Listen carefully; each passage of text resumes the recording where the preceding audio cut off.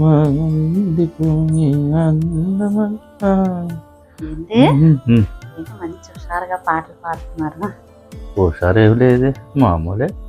అవును కానీ అప్పుడు పెళ్లి కాకముందు నా వెనకాతల తిరిగి నన్ను ప్రేమించారు కదా. అవును.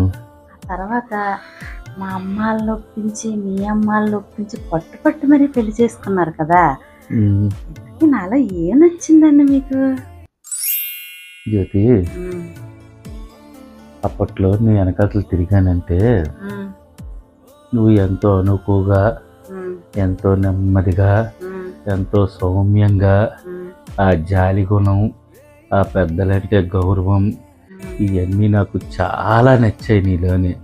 అందుకే పెళ్ళంటూ చేసుకుంటే నిన్నే చేసుకోవాలని పట్టుబట్టి ఆ దేవుడిని మొక్కి మా అమ్మ నాన్నలు ఒప్పించాను, మీ అమ్మ నాన్నలు ఒప్పించాను, ఆఖరికి పెళ్లి చేసుకున్నాను.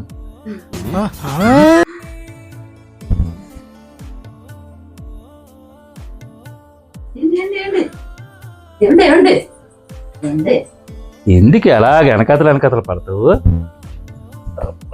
నా బంగారు కొండ. ఇంకొక చిన్న డౌట్ ఉంది, అడగమంటారా? ఏటో అడుగు. అదేనండి, ఇప్పుడు పెళ్ళి అయిన తర్వాత కూడా అప్పుడులాగే ఉన్నానా? మీరు కోరుకున్నట్టే ఉన్నానా నేను?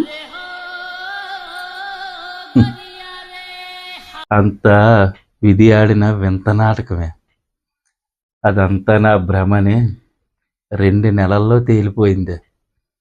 నాదంతా భస్మాసురుడు కథలాగా అయిపోయింది.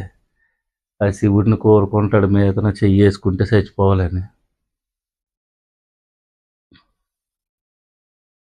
నేను అప్పుడే అనుకున్నాను, మీ ముఖం చూడగానే దుర్మార్గుడని అనుకున్నాను. అసలు పెళ్లి ఒప్పుకోకూడదు అనుకున్నాను.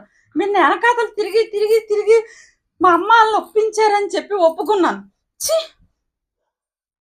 ఇప్పుడే బంగారం అన్నావే, నిమిషం కూడా అవ్వలేదు, అప్పుడే దుర్మార్గుడిని అయిపోయినా. అదే నీలో ఉన్న గొప్పతనం. నాది నాకు అవ్వాలే.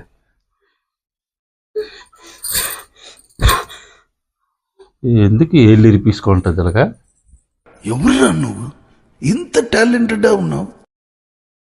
ఫస్ట్లో ఎంత ముచ్చట పడ్డాను, 2 నెలల్లో తేల్చేసింది ఆ ముచ్చటని.